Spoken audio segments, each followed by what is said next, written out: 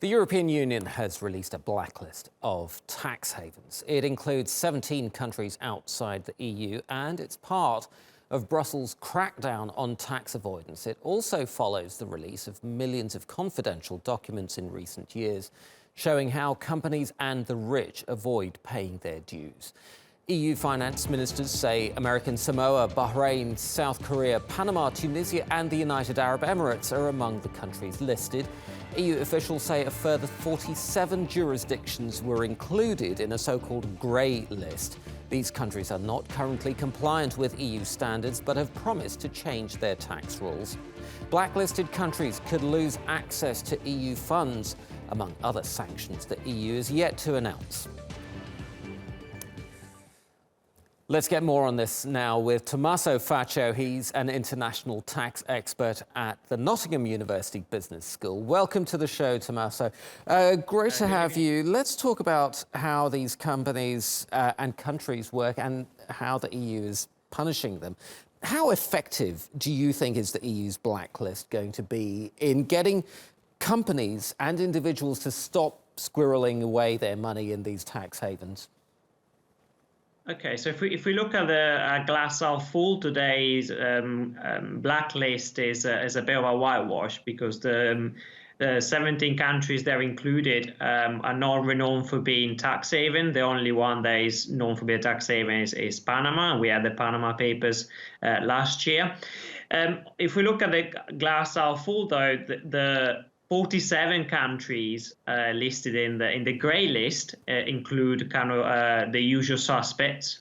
So you have the Bermuda, you have the Cayman Island, but these have only committed to make changes to reduce their preferential tax regimes and to reform their tax system, so to stop attracting profit and wealth from other countries into these tax havens. So the question will be, if the commitment is true or if it's just a declaration, and who is going to monitor that, and we'll have to wait another year to be able to tell whether this list is effective.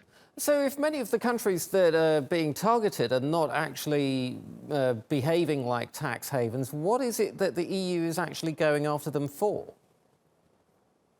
Well, this is a bit of a, as a politicized list. It started with the agreement that no EU country should be included, and out of the estimates of tax of profit shifting by multinationals is around 600 billion euros a year, and 350 of these come from EU countries, tax havens such as Malta, Cyprus, Luxembourg, the Netherlands, Ireland.